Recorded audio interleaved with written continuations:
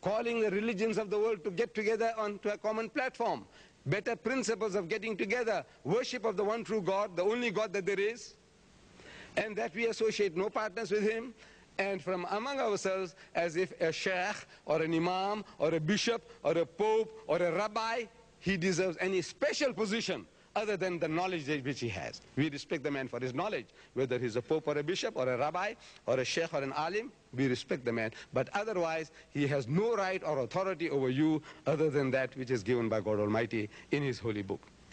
With these words, I say I'm very grateful for organizing this meeting, and I'm at your disposal. And at question time, since the mics are provided, I would like my Muslim brethren to give our non-Muslim friends a chance first. You see in, what's that, Buraidah. At question time, the first man that came there, he had to identify himself Muslim. He asked the question, I answered. The second man came there, he identified himself Muslim. I answered his question. Third gentleman came there, again, Muslim. He identified himself, I answered his question. Fourth guy. Fifth fellow, I said, hey, are you a Muslim? He said, yes. I go and sit down. Give our Christian brothers a chance. So tonight, before it starts, deteriorating the situation, allow our Christian brethren a chance first. And if there's nobody to ask any question, means they accept everything that I've said, that means they've accepted Islam, they are converted, then there's no problem. Then we give to the Muslims a chance to come and ask me a question. My dear brother, Mr. Chairman.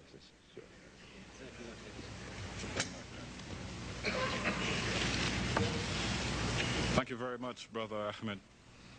Ladies and gentlemen, on behalf of you, I wish to express our profound appreciation to Brother Ahmed for his thought-provoking speech here this evening. I also wish to express my appreciation for your disciplined attention throughout this lecture. I'm sure that you have been stimulated, and I'm quite sure also that you wish to probe Brother Ahmed further. We would wish that those of you who wish to ask questions, restrict yourselves strictly to the topic of this lecture. In the interests of economy and equity, or equality, we are forced to limit you to one question per person in the first instance. However, it may be possible, time permitting, for you to ask another question, but this would only occur after all other questioners have had an opportunity to put their questions to Brother Ahmed. The arrangement would be as follows. We shall form an orderly queue along the right side of the auditorium, and there you will find two ushers.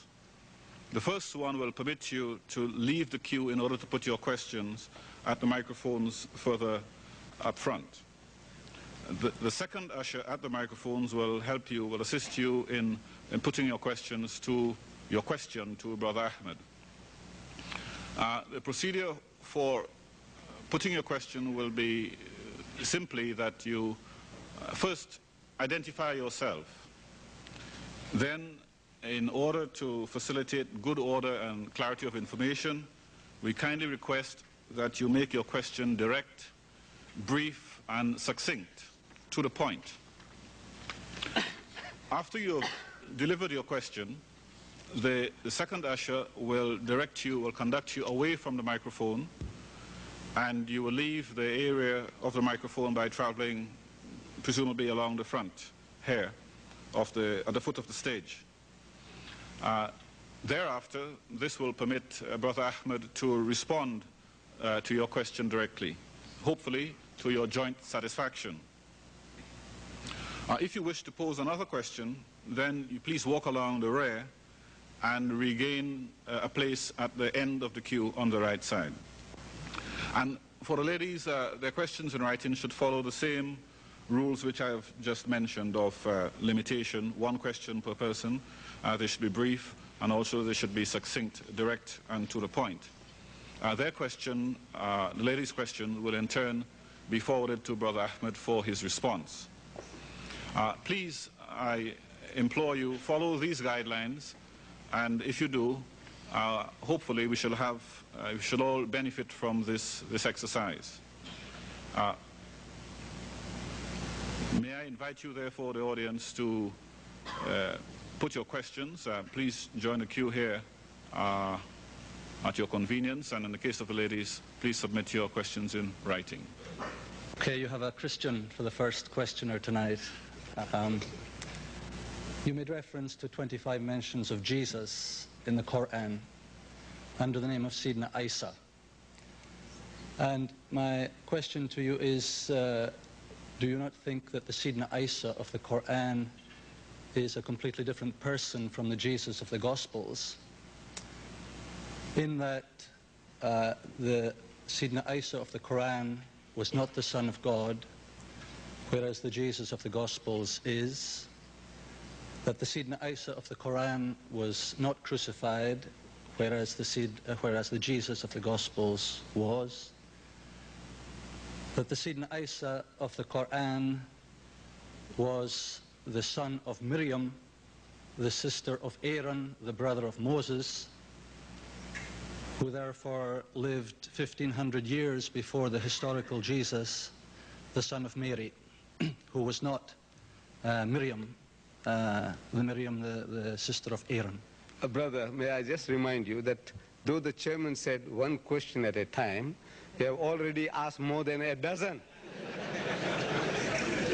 You know, you are putting me to the task now of delivering another lecture. See, and will not give anybody else a chance. One question would have flattened me.